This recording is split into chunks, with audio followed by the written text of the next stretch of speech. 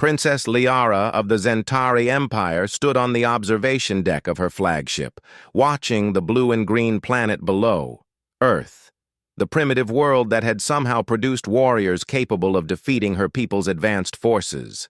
Her violet eyes narrowed as she studied the tactical displays showing the aftermath of their latest battle.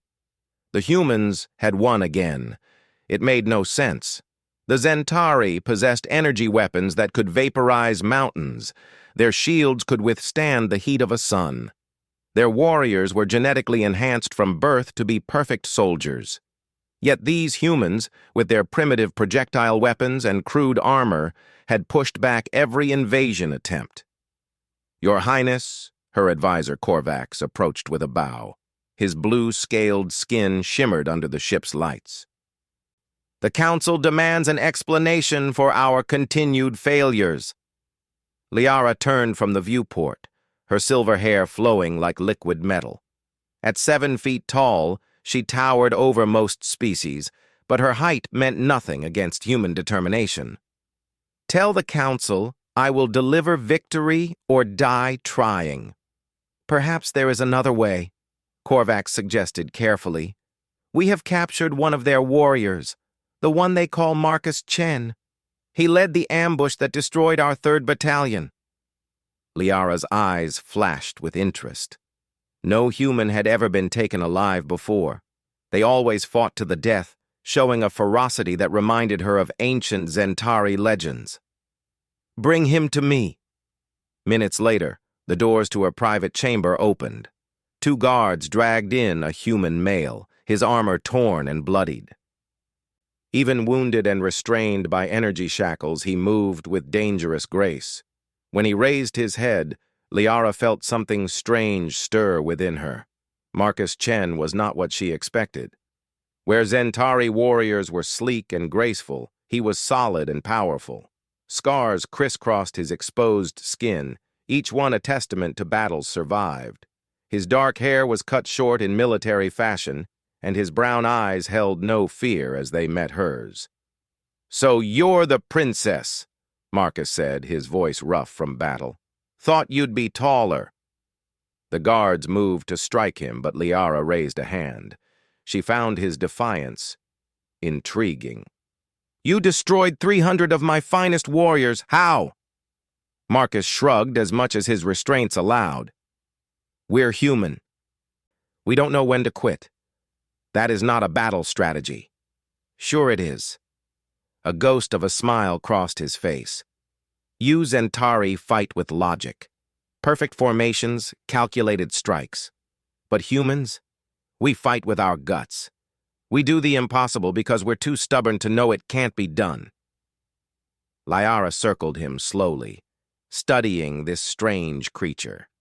The Zentari had conquered 1,000 worlds, enslaved species far more advanced than humanity. Yet Earth remained free. "You interest me, Marcus Chen. Most prisoners beg for their lives. Not much point in begging to someone who's already decided to kill me. What makes you think I've decided that?" "Haven't you?" Liara paused. In truth, she hadn't decided anything. Something about this human unsettled her in ways she couldn't define. "Tell me about your world. Why do your people resist when surrender would spare their lives?" Marcus met her gaze steadily. "Because some things are worth dying for. Freedom, family, home."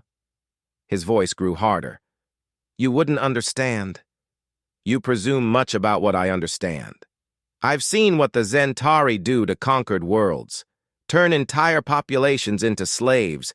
Strip planets bare for resources. That's not happening to Earth." Liara felt an unexpected sting at his words. She had never questioned the Empire's methods before. It was simply the way of things. The strong dominated the weak. Yet looking at this human, bloodied but unbroken, she wondered if strength could be measured in different ways. "Your people are dying by the millions," she said. "Your cities burn. Your technology cannot match ours. Why continue this hopeless fight?" "Hope isn't about the odds," Marcus replied. It's about believing in something bigger than yourself. Every human who falls inspires 10 more to pick up a weapon. You can't kill an idea, princess. She stopped in front of him, close enough to see the determination burning in his eyes. And what idea is that? That we choose our own destiny. No empire, no matter how powerful, can take that from us. Liara felt something crack inside her, a tiny fissure in the absolute certainty she had carried all her life. The Zentari way was order, control, dominion. But these humans embraced chaos, found strength in their very refusal to yield. "Guards, leave us!" she commanded. Korvac stepped forward. "Your Highness, that is most unwise." "Leave us," she repeated, her tone brooking no argument. When they were alone, Liara touched a control on her wrist. Marcus's shackles deactivated and fell away. He rubbed his wrists, eyeing her warily. "You're either very confident or very foolish," he said. "Perhaps both." She moved to a cabinet and retrieved a medical kit. "You're injured. Let me help." "Why?" It was a fair question, one she couldn't fully answer. "Call it curiosity. I've never met anyone like you." Marcus remained tense as she approached, but allowed her to treat his wounds. Her hands were gentle despite their strength, and she worked with practiced efficiency. "You've done this before," he observed. "All Zentari royalty train as field medics. We must be able to tend our own warriors." She applied a healing gel to a deep gash on his arm. "This will sting." He didn't even flinch. "I've had worse. I imagine you have." She found herself studying the scars on his body, each one a story of survival. "How many battles have you fought?" "Lost count after 50. 50? Even for a Zentari warrior, that was impressive." "How old are you?" 28 Earth years. Liara pulled back in shock. By Zentari standards, he was barely an adult. She was over 100 years old herself, though her species aged differently. "You're so young." "War makes you grow up fast." His eyes grew distant. "I was 18 when your ships first appeared in our sky. 10 years of fighting." She finished treating his wounds in silence, processing this information. 10 years. Her people had been fighting humans for a decade, and in that time, this young warrior had become one of their most feared opponents. "Why did you save my unit?" she asked suddenly. Marcus looked confused. "What?" 3 months ago. The Zentari research station on Luna. A reactor breach would have killed everyone inside, including my science team. Human forces could have let it happen, eliminated a valuable target. Instead, your people helped evacuate the station. You personally carried out wounded Zentari. Why? Recognition flickered in his eyes. "You were there?" "Commanding the station, yes. I was off-world when the breach occurred." Marcus was quiet for a moment. "They were researchers, not soldiers. Scientists trying to understand the universe. That's something worth protecting, no matter what species you are. Even your enemies? Especially our enemies. How else do we prove we're better than what you think we are?" Liara felt that crack inside her widen. Everything she had been taught said humans were primitive, savage, worthy only of subjugation. Yet this man had risked his life to save her people, not for gain or strategy, but because it was right. "You confuse me, Marcus Chen." "Good. Maybe confusion is the first step toward understanding." She stood and moved to the viewport, looking down at Earth. "My father expects me to break your world, to finally bring humanity to heal. And will you? I don't know anymore." The admission surprised her. "Tell me, what do you see when you look at your world?" Marcus joined her at the viewport, standing close enough that she could feel his warmth, different from Zentari coolness. "I see home. 6 billion people who just want to live their lives. Children who deserve to grow up free. Beauty worth protecting. We see resources, strategic value, another jewel for the Empire's crown. Maybe that's the problem. You're so busy looking at what you can take, you never see what's already there. Liara turned to study his profile. Strong jaw, determined eyes, features that would be considered primitive by her people's standards. Yet she found herself drawn to him in ways that defied logic. The council wants me to execute you publicly. Make an example. Marcus nodded.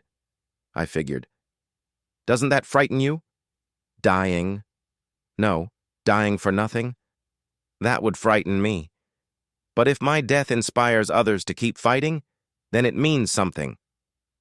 And if I offered you another option? He turned to face her fully. What kind of option? Stay. Help me understand your people. Perhaps there's a way to end this war without more bloodshed. You mean surrender? I mean survival. For both our species.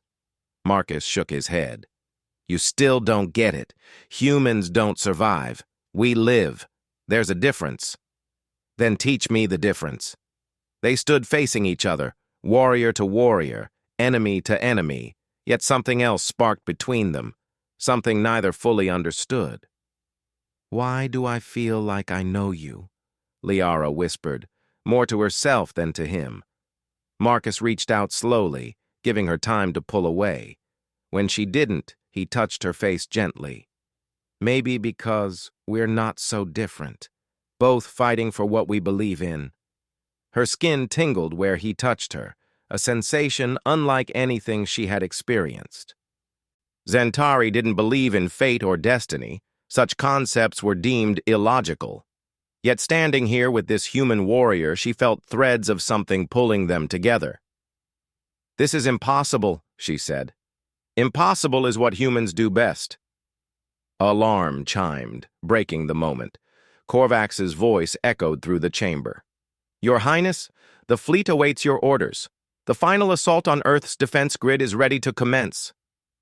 Liara stepped back from Marcus, duty warring with something new and unnamed inside her. I have to go.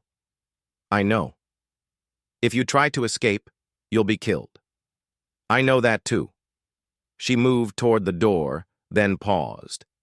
Why aren't you trying to convince me not to attack? No pleas for mercy? Would it work? No. Then I'd rather spend what time we have trying to understand each other. Maybe that's the only victory that matters. Liara left without another word, but his presence lingered in her mind. As she made her way to the bridge, she found herself questioning everything she had been raised to believe. One human warrior had done more to shake her faith in the Empire than a decade of military defeats. On the bridge, her officers waited expectantly. The attack plan was flawless, a simultaneous strike on Earth's orbital platforms that would leave the planet defenseless. After that, surrender would be the only logical option. But humans didn't operate on logic. Your Highness, Korvax prompted. Your orders? Liara stared at the tactical display, seeing not targets but homes, not resources but lives, not conquest but destruction. Stand down, she heard herself say. The bridge erupted in confusion. But, Your Highness, I said stand down. Her voice carried the full weight of royal command. There will be no attack today. The Emperor will not be pleased, Korvax warned. Then the Emperor can come explain to me why we're wasting lives and resources on a war we're not winning. She turned from the display. Plot a course for the neutral zone. I need time to think. As her flagship pulled away from Earth, Liara found her thoughts returning to the human in her quarters. Marcus Chen had given her no military secrets, offered no tactical advantage. He had simply been himself, defiant, honorable, impossibly brave. And somehow, that had changed everything. She returned to her chamber to find him standing where she'd left him, watching Earth recede through the viewport. No attack, he said. It wasn't a question. Not today. Why? Because a wise warrior once told me that understanding your enemy is the first step to defeating them. She moved to stand beside him. Or perhaps to ending the need for defeat at all. Marcus studied her with those perceptive brown eyes. What happens now? I don't know. I've never disobeyed a direct order before. Welcome to the human condition. We do it all the time. Despite everything, she found herself smiling. Perhaps you are a bad influence on me, Marcus Chen. Or maybe I'm exactly what you need. The words hung between them, heavy with possibility. Outside, the stars wheeled in their eternal dance, indifferent to the drama of two souls finding each other across the void of space and species. In her heart, Liara felt the first stirrings of a truth she wasn't ready to face. This human warrior was more than just a prisoner or a curiosity. He was connected to her in ways that defied all logic and reason. But some truths demanded their time, and this one had only just begun to unfold. The medical bay of the human diplomatic vessel Endeavor was a flurry of controlled chaos. Marcus Chen lay on the bio-bed, his body covered in regenerative gel, while multiple IVs pumped synthetic blood and oxygen supplements into his system. Dr. Sarah Winters worked with mechanical precision, her hands flying over the medical controls as she fought to repair the damage from his exposure to the Zephyrian atmosphere. 15 minutes, she muttered, checking the readouts. 15 minutes in that toxic soup, and you nearly liquefied your lungs? What were you thinking, Marcus? Marcus tried to speak, but only managed a wet cough. Sarah immediately adjusted the oxygen flow, her expression softening slightly. Don't try to talk. Your vocal cords are shredded.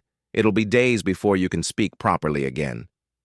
She paused, then added quietly, if ever. The scarring is extensive.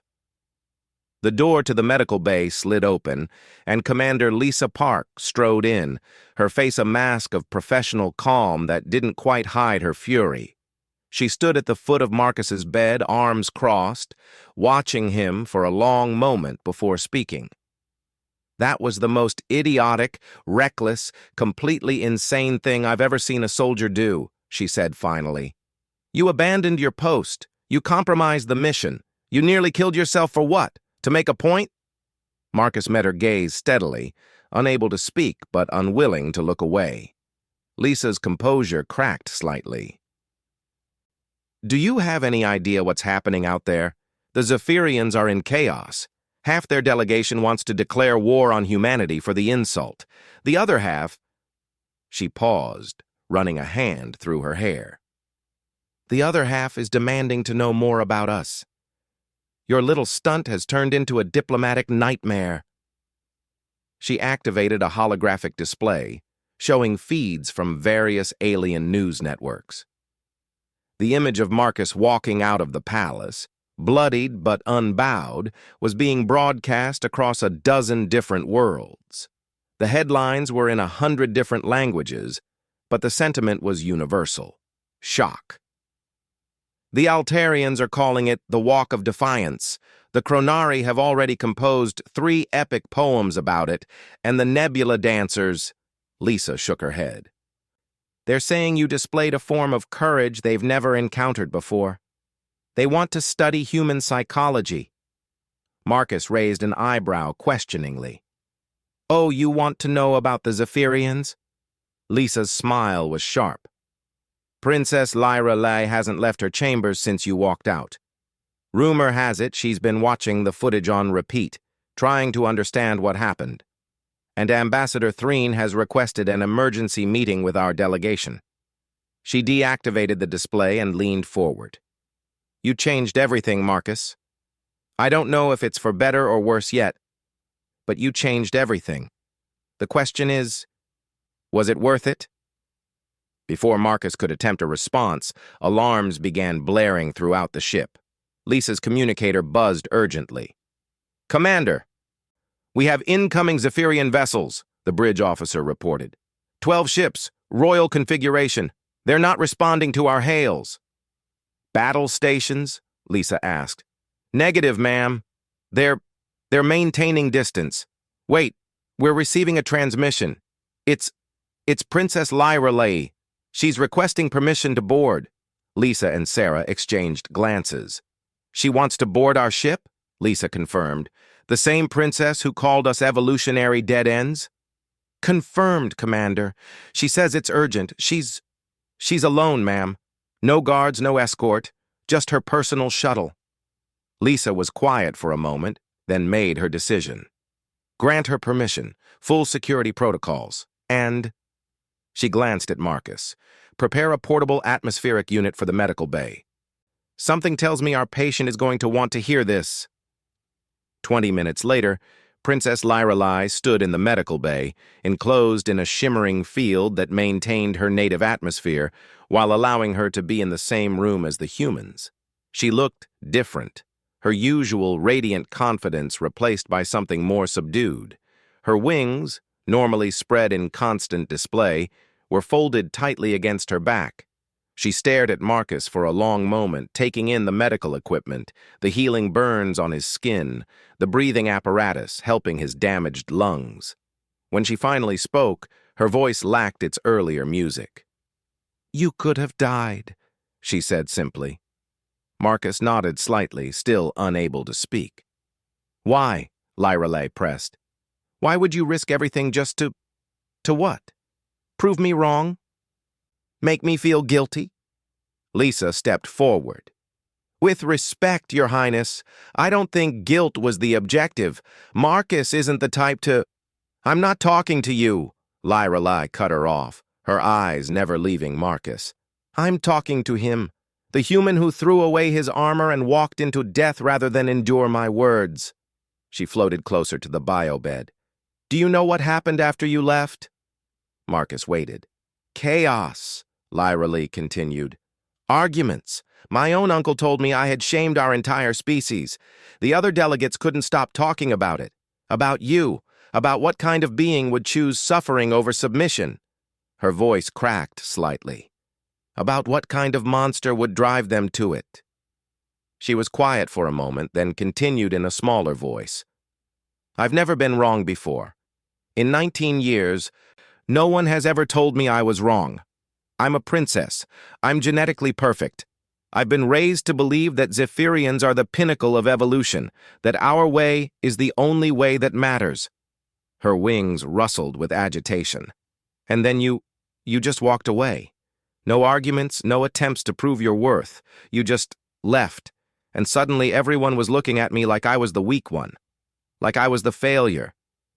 "Good," Sarah said bluntly, earning a sharp look from Lisa. "Someone needed to knock you off your pedestal." "Sarah," Lisa warned. "No, she's right," Lyrelei said, surprising them all.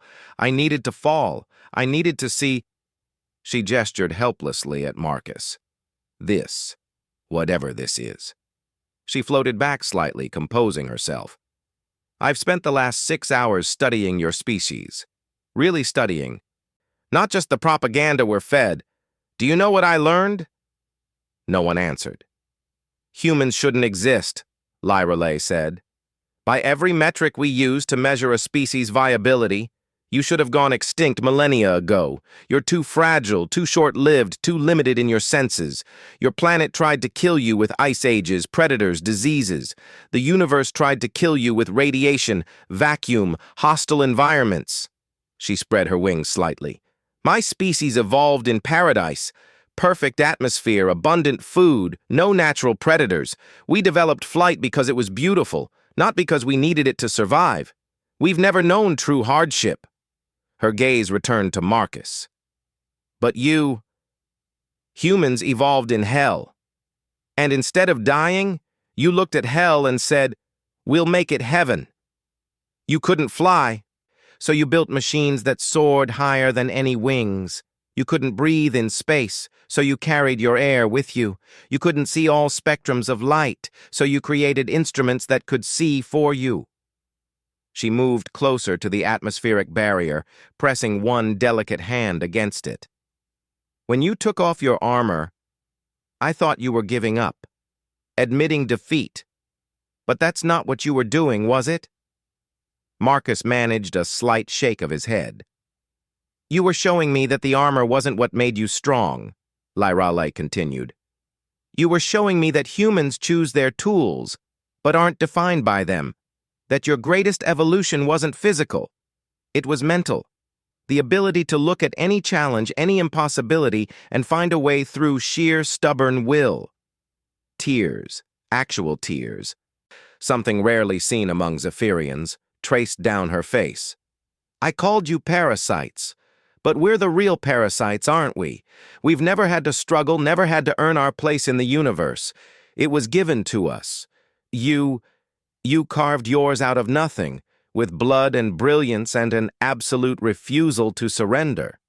She straightened, and for the first time since entering, looked like the princess she was, but different now, tempered by understanding. I came here to apologize, she said formally, not just for my words, but for my ignorance, and to tell you that when you walked out of that palace, you didn't just change my mind, you changed our world. She gestured to the space outside the medical bay. Those 12 ships? They're not military. They're scientists, philosophers, historians, all wanting to understand humans better.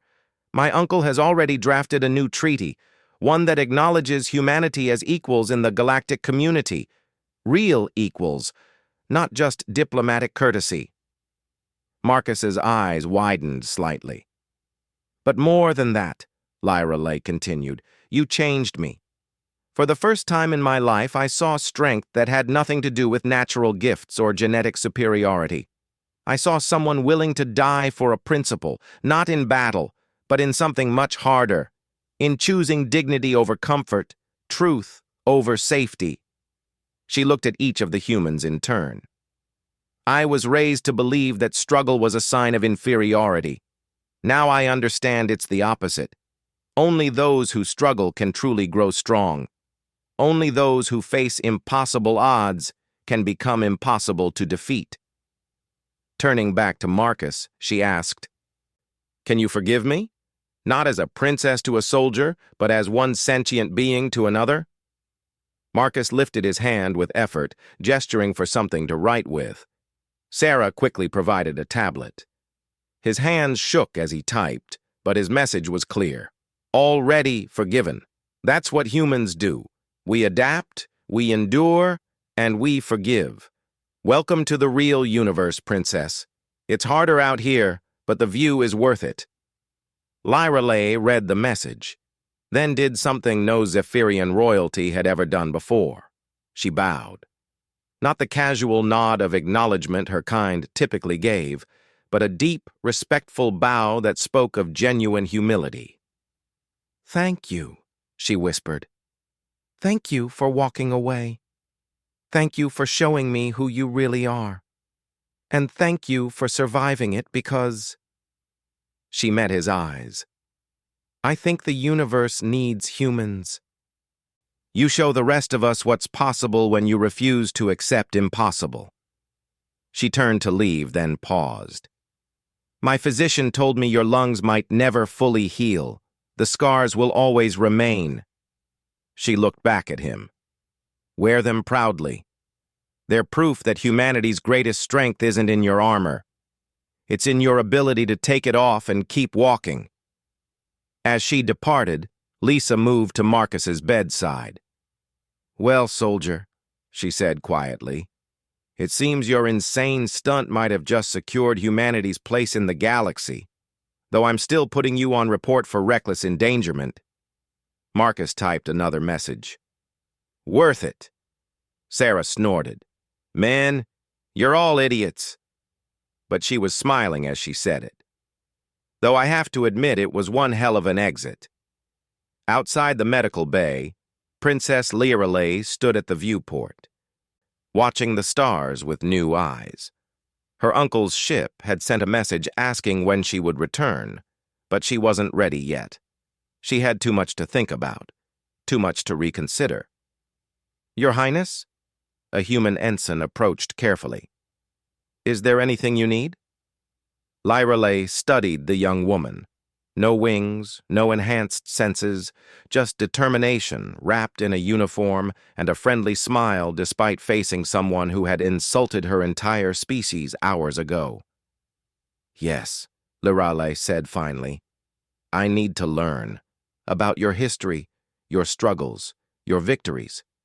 I need to understand how a species that should have failed became strong enough to change a princess's mind with a single act of defiance. The ensign's smile widened. I think we can help with that. We have a saying on Earth, fall 7 times, stand up 8. Would you like to know what it means? Lyrelai nodded eagerly. Yes, I would. As they walked away together, discussing human philosophy and history, the medical bay's monitors showed Marcus's vitals slowly stabilizing. His lungs were scarred, possibly permanently, but functioning. His voice might never be the same, but his message had been heard across the galaxy. And somewhere in the vast expanse of space, on a dozen different worlds, beings who had witnessed or heard about the human who removed his armor and walked away began to reconsider what they thought they knew about strength, courage, and the unstoppable nature of the human spirit. The ripples of that single act of defiance would spread far and wide, changing minds, opening dialogues, and proving once and for all that sometimes the greatest victory comes not from fighting, but from having the courage to walk away on your own terms. 5 years had passed since Marcus Chen walked out of the Zephyrian royal palace, and the galaxy had changed in ways no one could have predicted. The human embassy on Zephyria Prime stood as a testament to that change, not a sterile dome with artificial atmosphere, but an open structure where humans in light environmental suits mingled freely with their alien counterparts. The building itself had become a symbol, designed by both human and Zephyrian architects to represent the bridge between 2 very different species. Marcus stood on the embassy's observation deck, his breathing slightly labored but steady. The scars on his lungs would never fully heal. Dr. Winters had been right about that. He wore a discreet respiratory assistant, a small device that helped when the damage made breathing difficult. His voice, when he spoke, carried a permanent rasp that served as a reminder of that day. "You know they want to put up a statue," a familiar voice said behind him. Marcus turned to see Princess Lyrelai approaching. She had changed dramatically over the years. Gone was the sheltered child who had mocked humanity's weakness. In her place stood a young woman who had dedicated herself to xenological studies, becoming one of the foremost experts on interspecies relations. Her wings, once held in constant display of superiority, now moved with purposeful grace. "A statue?" Marcus asked, his damaged voice carrying a hint of amusement. "In the palace courtyard. The human who walked away." She moved to stand beside him, looking out at the city below. "The artist wants to capture the moment you removed your helmet. They're calling it a monument to courage." "It wasn't courage," Marcus said quietly. "It was just exhaustion. I was tired of pretending that mockery didn't hurt, that contempt didn't sting. I was tired of being diplomatic when someone was telling me I shouldn't exist." Lyrelai was quiet for a moment. "You know what the real irony is? That moment of exhaustion did more for human-alien relations than decades of careful diplomacy. Although," she glanced at him with a slight smile, "I don't recommend it as a standard negotiation tactic." Marcus chuckled, then coughed slightly. Lyrelai's expression immediately shifted to concern, but he waved her off. "I'm fine. Just reminds me I'm human." He paused. "Fragile, technology-dependent human." "Stop it," Lyrelai said firmly. "We've been through this. Your fragility isn't a weakness. It's what made you strong. Do you know what my father said when he finally watched the footage?" Marcus shook his head. He said, "Only a species that knows it can die can truly understand how to live." He made it required viewing for all Zephyrian military academies. Your walk out of that palace is now taught alongside our greatest military victories." She laughed softly. "A victory where no one fought, no one died, and the only casualty was my pride." "How is your father?" "I heard he was advocating for the new integration programs." "He's become humanity's biggest supporter in the royal court." He likes to say that humans are the universe's way of teaching other species humility. Lyra Lai's expression grew more serious. But there's another reason I'm here, Marcus. We have a situation. Marcus straightened, his military instincts still sharp despite his role as a civilian advisor now. What kind of situation? The Krolex Empire. They've been making aggressive moves toward human colonies in the Outer Rim. They see your expansion as a threat. She paused. They're calling humans the infestation, saying you spread too quickly, adapt too readily, that you're disrupting the natural order. Sounds familiar, Marcus said dryly. That's what worries me. The Krolex are not like us. They won't be swayed by demonstrations of spirit or acts of defiance. They believe in strength through domination. Period. She turned to face him fully. The Galactic Council is meeting tomorrow to discuss the human question. Again. Marcus sighed. Let me guess. They want us to slow our expansion, limit our technology sharing, basically know our place. Some do. But you have more allies than you think. The Altarians credit human medical technology with saving their species from a plague. The Nebula Dancers say human music has revolutionized their culture. And we... She smiled. The Zephyrians will stand with humanity. My father has made that clear.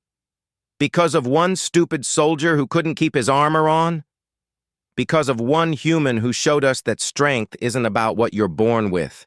It's about what you choose to do with what you have. She pulled out a data pad.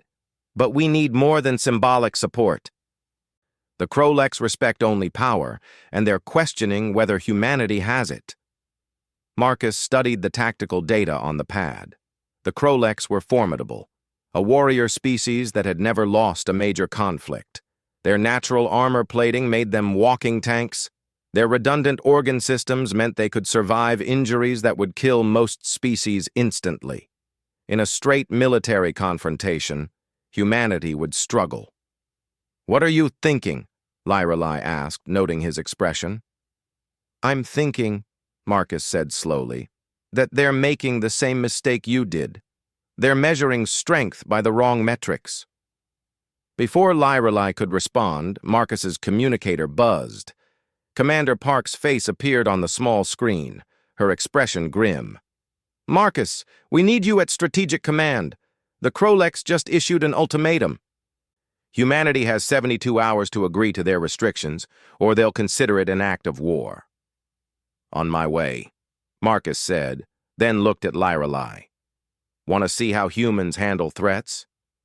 Wouldn't miss it, she replied. The Strategic Command Center was buzzing with activity when they arrived. Humans and allied species worked side by side, data flowing across multiple screens as they analyzed the Krolex threat. At the center of it all, Admiral Chen, no relation to Marcus despite the shared surname, coordinated the response with calm efficiency.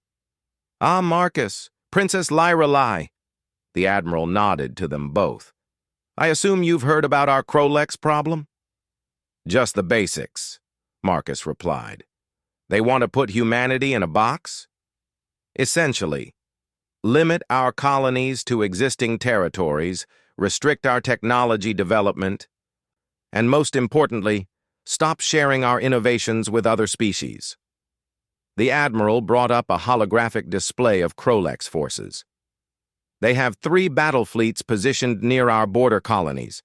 Each fleet could devastate our defenses. So we fight? Someone asked. With what? Another officer responded. Our ships are tough, but Krolex vessels are flying fortresses. We'd lose 3 ships for every one of theirs. Then we don't fight their way, Marcus said, stepping forward. Admiral, I'd like to address the Krolex delegation directly. Admiral Chen raised an eyebrow. Marcus, with all due respect, your last diplomatic speech ended with you nearly dying. Exactly, Marcus smiled, the expression pulling at the scars on his face. And look how that turned out. Lyra Lai caught on first. You want to do it again. Show them what human strength really looks like. Not quite the same way, Marcus assured her. I've grown fond of breathing. But the Kroleks need to understand that humanity's power doesn't come from natural armor or redundant organs. It comes from something they can't quantify or counter. Which is? Admiral Chen asked. Our absolute refusal to accept anyone else's limitations on our potential, Marcus said simply. Permission to make the galaxy's worst diplomatic speech, Admiral? Chen studied him for a long moment, then nodded. Granted. The Council meets in 18 hours. Don't die this time, Marcus. The paperwork was a nightmare. The Grand Council chamber on Unity Station was packed beyond capacity. Representatives from every major species in the galaxy had come to witness what might be the beginning of the first true interstellar war. The Kroleks delegation dominated one side of the chamber, their massive forms armored in ceremonial battleplate that doubled as a not-so-subtle threat. General Kron, the Krolek Supreme Commander, stood at the center, his four arms crossed in a gesture of dominance. The human infection has spread far enough, he rumbled, his voice like grinding stone. They multiply like bacteria, stealing technology, copying what better species have created. They must be contained before they contaminate the entire galaxy. Murmurs rippled through the chamber. Some species nodded agreement. Others looked troubled. Humanity's rapid expansion had indeed been remarkable. Some would say, alarming. The humans may speak, the council moderator announced. Marcus walked to the center of the chamber. He wore no armor this time, just a simple Earth Force dress uniform. The respiratory assistant was visible on his collar. He'd made no attempt to hide it. When he spoke, his damaged voice carried clearly through the chamber's acoustics. General Kron is right, he began, causing a stir of surprise. Humans do spread quickly. We do adapt readily. We do take technology and ideas from other species and make them our own. He paused, looking around the chamber. We also share everything we create. The medical advances that saved the Altarians, human innovation based on Zephyrian biology, the agricultural techniques feeding a dozen worlds, human stubbornness combined with nebula dancer chemistry. The defense grid protecting this very station, human engineering powered by Kronari energy theory. He faced General Kron directly. You see contamination. I see collaboration. You see theft. I see synthesis. You see weakness that needs tools. I see strength that builds them. Pretty words, Kron sneered. But words won't stop Krolek's battle fleets. Your species hides behind technology because without it, you're nothing. Soft, fragile, short-lived nothings. You're right, Marcus said again. Without our technology, we're fragile. A Kroleks could tear a human apart with one hand. Your natural armor can deflect most energy weapons. You can survive in environments that would kill us in seconds. He smiled. So tell me, General, why are you so afraid of us? Kron's scales flushed dark with anger. Kroleks fear nothing. Then why the ultimatum? Why the threats? Why the need to contain us? Marcus stepped closer. I'll tell you why. Because deep down, you know something that terrifies you. You know that we're going to surpass you. Not because we're stronger or tougher or naturally superior, but because we have something you don't. And what is that, human? We have to earn our survival every single day, Marcus said simply. You were born armored, so you never learned to make armor. You were born strong, so you never learned to build strength. You were born survivors, so you never learned to truly fight for survival. He turned to address the entire chamber. 5 years ago, I stood in a room full of aliens who thought humanity was weak because we needed technology to survive among them. So I took off my armor and walked away, nearly dying in the process. Do you know what I learned? The chamber was silent. I learned that every species in this room has natural gifts that make their lives easier, and that's made them weaker. The Zephyrians can fly, so they never invented aircraft until they met us. The Altarians can see across dimensions, so they never developed advanced sensors until humans showed them how. The The Kroleks are born warriors, so they never learned the most important part of warfare. Which is? Kron demanded. Innovation. Adaptation. The willingness to change, grow, and become something more than what evolution made you. Marcus touched his respiratory assistant. This device? It exists because humans refuse to accept that damaged lungs mean death. Our ships? They exist because we refuse to accept that no wings meant no flight. Our entire civilization exists because we looked at a universe trying to kill us and said, "Not today." He walked closer to Kron, close enough that the general could crush him with a casual swipe. You want to contain humanity? Go ahead and try. Lock us in a box, limit our expansion, restrict our technology. His damaged voice grew stronger. We'll find a way out. We always do, because that's what humans are. The universe's escape artists. Every wall becomes a door. Every limit becomes a challenge. Every impossible becomes, watch this. Threats, human? Kron growled. No, a promise. Marcus pulled out a small device. This is a quantum communicator, human-designed, based on principles we learned from 12 different species. It can send messages instantly across any distance. We created it because light-speed communication was too slow for us. He set it on the ground between them. In the last 5 years, we've shared this technology freely. 23 species now use it. Their economies have grown.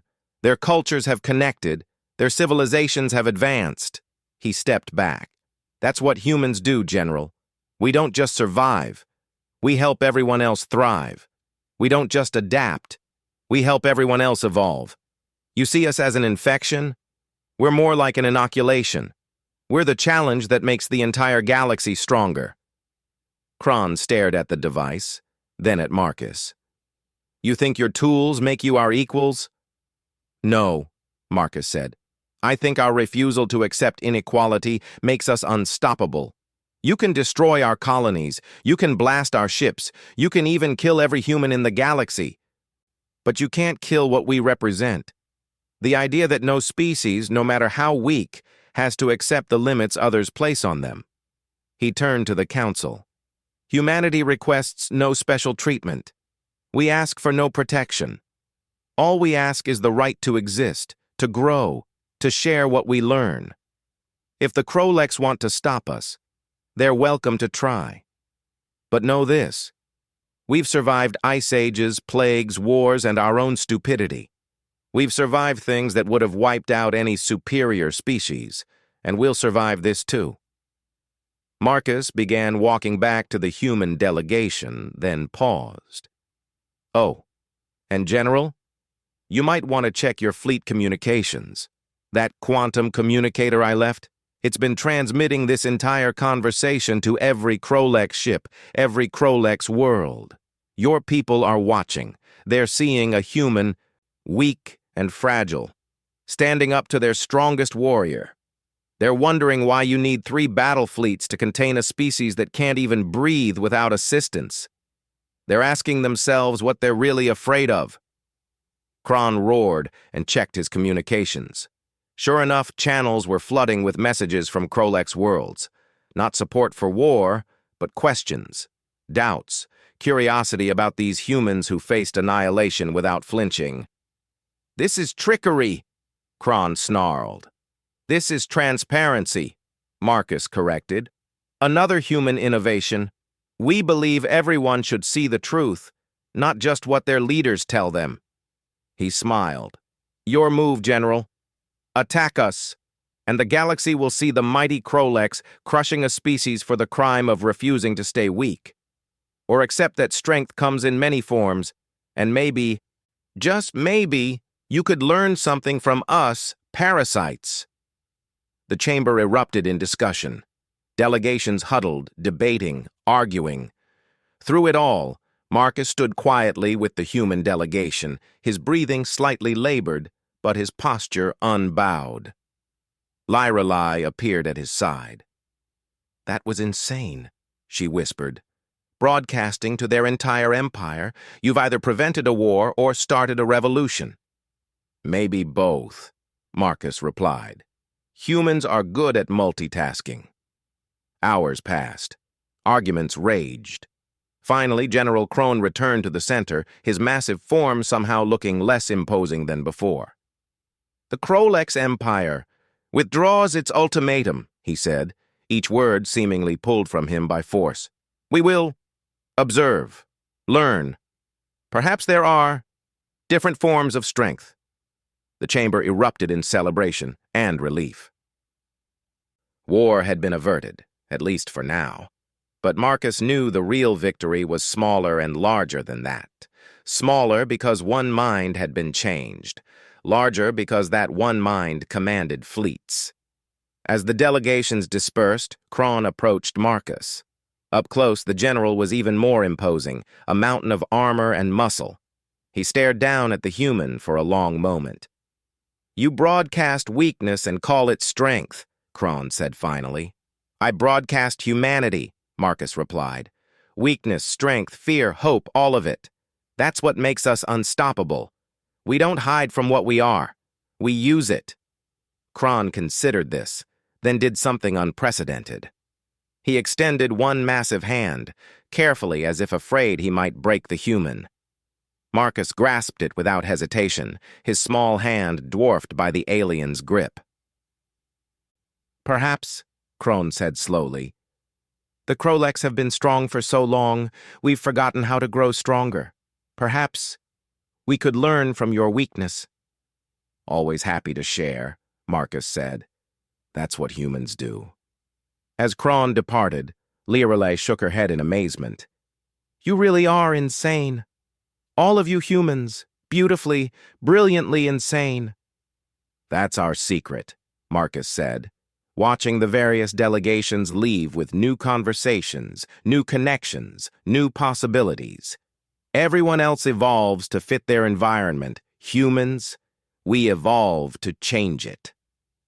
Later that night, in his quarters on Unity Station, Marcus stood at his window looking out at the stars. His reflection stared back, scarred face, damaged lungs, a body that bore the price of his defiance, but also determination, hope, and an unbreakable spirit that no amount of natural armor could match. A soft chime indicated a message. He activated his communicator to find it flooded with communications from across the galaxy. Humans in colonies everywhere were celebrating. Allied species were expressing support. Even some Krolex were sending curious, tentative questions about human culture and technology. But one message stood out. It was from a young Zephyrian, barely older than Lirelei had been when they first met. I saw the broadcast today. My parents always told me humans were weak.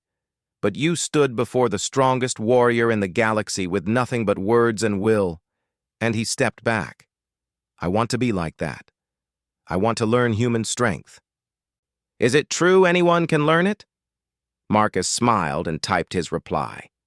It's the easiest and hardest thing in the universe. All you have to do is refuse to accept impossible. The rest takes care of itself. Welcome to the human way of thinking. Fair warning, it's addictive. He sent the message and returned to watching the stars. Out there, across thousands of worlds, minds were changing. Not because humanity had proven their strength through force or natural gifts, but because one damaged soldier had shown them that true power comes from refusing to accept anyone else's definition of weakness. The galaxy would never be the same. And somewhere in the vast expanse of space, the story of the human who removed his armor and walked away continued to spread, evolving with each telling, inspiring with each hearing, proving with every breath that sometimes the greatest strength is simply the courage to be exactly what you are. Limitations, scars, assistive devices, and all. Humanity had found its place among the stars not by becoming something else, but by being unashamedly, defiantly, brilliantly human. And that, Marcus thought as sleep finally claimed him, was the most human thing of all. 5 years ago, he had walked out of a palace, leaving his armor behind. Today, he had shown the galaxy that humanity's true armor wasn't made of metal or technology. It was made of will, ingenuity, and an absolute refusal to accept that weak meant worthless. The princess had been wrong. Humans weren't evolutionary dead ends. They were evolution's wild card, the species that looked at the rules of survival and decided to write their own. And as the galaxy would learn in the years to come, that made them the most dangerous and wonderful species of all. Because humans didn't just adapt to the universe, they adapted the universe to them, and they brought everyone else along for the ride.